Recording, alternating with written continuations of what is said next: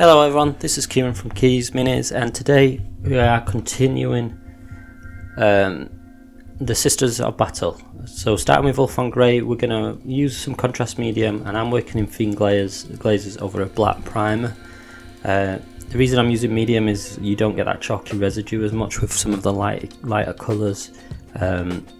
Obviously using lighter tones can leave a bit of chalk, especially like some of the GW whites, and that can be really chalky. So by using a bit of medium, I just seem to get a bit of a smoother finish. So it's recommended, especially rather than water, for glazing on these. But it took me around 4 or 5 layers to get a good coverage over a black primer. You could keep the head separate and do it over a grey sear or something a bit lighter, like a Wraithbone. That's entirely up to you. I just like the contrast and finish of over a black primer personally. It takes a little bit more effort and work, but it gets the finish I want. So it's whatever you prefer as a painter. Work with that as your undercoat. But yeah, with a glaze consistency around 4, maybe 5 layers. But I was working on the robes at this point and other things, so I kept myself quite distracted and allowed the areas to dry properly. Using Administratum Grey next. Again, it's just highlighting from that point now. I'm just going to keep most of the Ulthan Grey in the deeper recesses and just work on kind of the outer area. She's got really good hair pieces on this, where you can get a good position to work on the smaller highlight. So probably around 3/4 or half of the area you've worked on the Ulthan Grey highlight up to that point, and obviously being a little bit more whiter of a colour, it just it's going to just make that whiteness of what the Sisters of Battle's there is. I can't remember, I don't know the lore on them. I haven't really looked into them that much. I painted a few from the kill team, and then this was obviously, I hadn't done one for a while, so I wanted to test myself, and you know, because they're a little bit smaller than Marines and other things, they're a good challenge and a nice model to paint on. So yeah, so just working over that area around 50% maybe is probably best of the bigger area. Look for points on the highlight, and now I'm using a white. I'm using Vallejo white. I do have white scar and other things. I just find that Vallejo white seems to have a better consistency. This was a bit more time consuming because now I'm working at around 25% of the area. It's really hard to show up on the camera because it's a white anyway. But yeah, I'm just working smaller areas. As you can see, I'm taking my time, and I'm using a good point of a brush. I think this is a Rosemary & Co brush that I'm using. I do have some Artisopi brushes that I've got to test out, but yeah, I'll try them out another time real soon. So yeah, as you can see, just take your time, no rush, just highlight the areas you want. Think about kind of where the light would really catch it, so up top, but also then at the bottom, where the air, on this model, this particular face, the air's like pointing forward, so I was thinking about the certain areas around that area at the bottom where I could trace in a line or just make it pop a little bit more. You could just do this simple and just whack a full white on, but I think by just shading it you just get a better finish. So now we're going to move on to the black armour. Using Abaddon Black, I'm just going to go over the area. No more than two goats it took, and I did the same on the weapon casing and on the gloves as well, because I'm going to do them in a black, which I'll cover later on. I do kind of mess a little bit of this filming the final highlight up on this because I didn't get the shots right, but don't worry, you can if you look at the part where I'm highlighting the gun casing, it's a similar point when you get to that final bit you're looking for. Or if you look back at the Dark Angels video, I went to the extreme of highlighting. I didn't so much on this one, but it's the same thing, just working with a good brush, just nice little highlights to work up. Abaddon Black, again, I just tied, mainly it just took me bits where I was trying to tidy the red up to tidy that up. So the next I'm going to use Abaddon Black and Stegadon Stale Green in a 50-50 mix, and this is going to be my chunky highlight. Just working on areas. She's got lots of raised areas around the breast area here. The panel in the middle, it's got 2 splits. So I'll trying to work a thick line on that. I apologise if I catch my camera. I'm not recording in my usual spot because of heavy rain. It's a bit too loud in there. So, so yeah, just a nice chunky highlight down the middle on both sides. If you do go a bit too thick with this chunky highlight, don't worry. Just use a bit of Abaddon Black once it's dried and just kind of reblend that layer in. I did it quite a few times on the shoulder pads, and it's more just because I was filming than anything and trying to hit some of those areas. And this angle that I'm filming in around the camera, it is difficult, especially to get some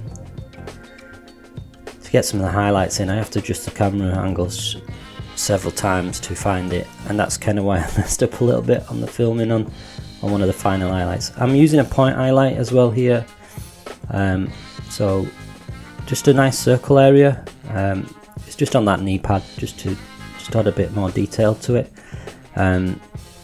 You kind of have to glaze between the layers to do that a little bit more effectively, but you can still get a nice look just by using a layering effect as well. But if you want like competition standards, you have to work a little bit harder at blending the layers in. I didn't really do it as much on this, but I'm going to work on a black armor tutorial very soon. I've got a outrider bike and I want to do it in the Raven Wing scheme for obviously Dark Angels, but obviously I'm trying to do it as a similar scheme that you can obviously use it on Black Templars and other models like that. So I'll work on a more focused black tutorial, black armor tutorial there for that.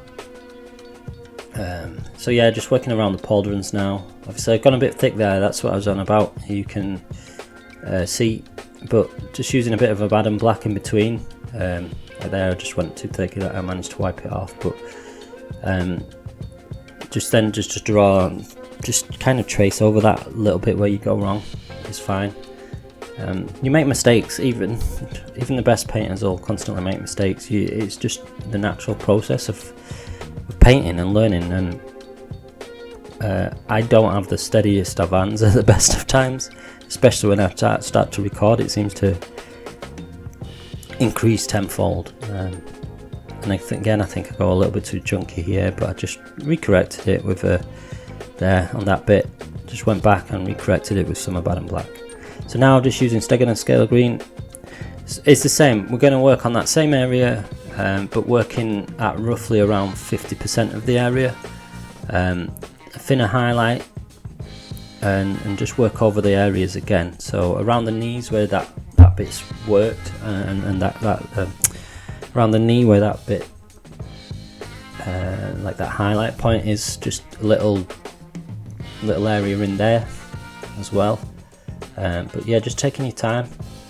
I like the contrast of the Stegadon Stale Green. It's kind of a greeny blue. An alternative you could use is Incubi Darkness as well. It's one of my favourite colours, especially to work with over black. I do want to try black armour with some green highlights and some red highlights in future as well. I think those will create some nice effects. But yeah, 50%, just work over, take your time. This and the next, this probably is the longest stage for me on this one, because I didn't go as mad as I did on the Dark Angels in terms of highlighting. I kept it nice and just cleaner. So for the armour, this was probably the longest stage, because I had to go back and correct a few bits with the previous layer where I went a little bit too thick, or just in general, just taking more care at this bit. Wipe any excess off on your thumb as well, so you don't go too chunky. That helps a lot. So yeah, I'm working this point as well, around 50 to 70% of that area. And like I said, I only used it in a real kind of layer effect, but usually I would do it in a glaze consistency where I'd go back and blend those previous layers into that layer. it's just a little bit more time consuming, and because I've got quite a few sisters now that need painting, I didn't want to do that.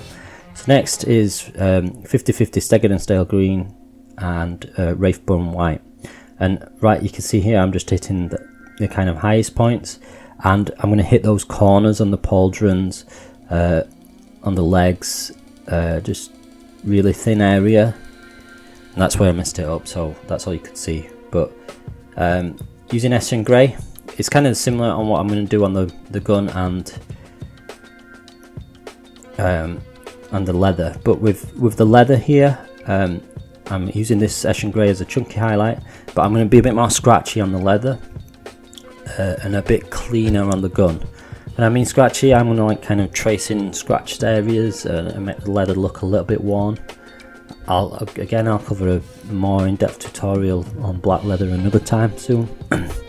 But it just kind of, because I'm using the same colours to highlight, it just gives a different texture and look, and I think that just helps. So now I'm working on the gun, and I'm looking for more. It's still a chunkier highlight, but I'm still looking for it to be a little bit tidier and not scratched lines or little lines as opposed to on the leather. That way you can still use the same colours and create a similar effect, but it still looks different enough that you can see there's different textures. That's just my personal opinion. People can do what they want. If they prefer another method or want to use different colours, that's fine as well. In terms of that, we've got to just find what we want.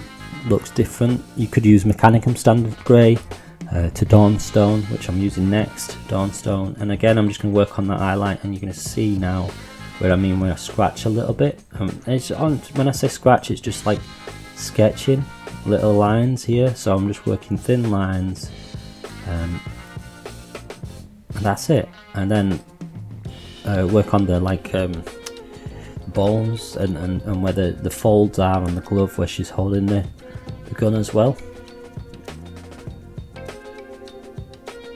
And then, as you can see, just working where roughly the knuckles are, where the folds and creases. You can tone this down as well. I mean, it can be quite a harsh effect with the grey, but once you do the next layer, if you want to tone it down, you could also go back with the thin glaze of Abaddon Black if over the top on the leather, if you want to tone it back a little bit as well. So just around the gun now, thinner highlight, working on the smaller area as best as I can. I do apologise because I realised that I went slightly off camera, and this is what happened on the Stegadon Stale Green. I need to mark up where I need to be in best position for filming. But yeah, just working around the gun casing. Obviously, I just chose a simple black because I really like obviously the red leather, a red cloth effect, and I just think the black casing just I didn't want to add in a different colour like black or not black, sorry, or like go red. I tend to, with my Dark Angels, I go with the red casings because I just think it contrasts better, but I think the black works well against the red here. An Administratum Grey is going to be my final highlight, and just really with a nice point of a brush, a great little edge highlight. Just I'm working on the weapon casing first this time.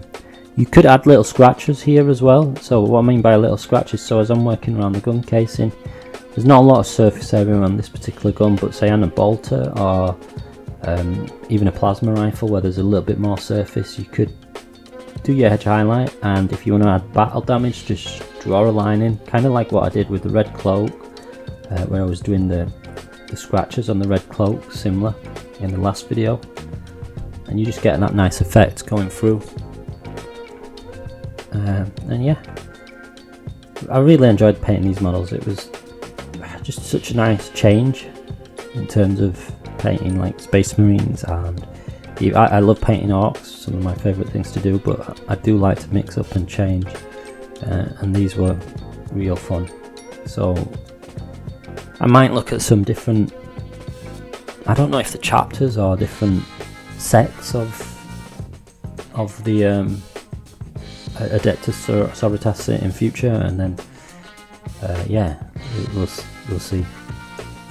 I might like look at some of them to do some different recipe tutorials in future, because I've got quite a few kicking around and they're just good fun.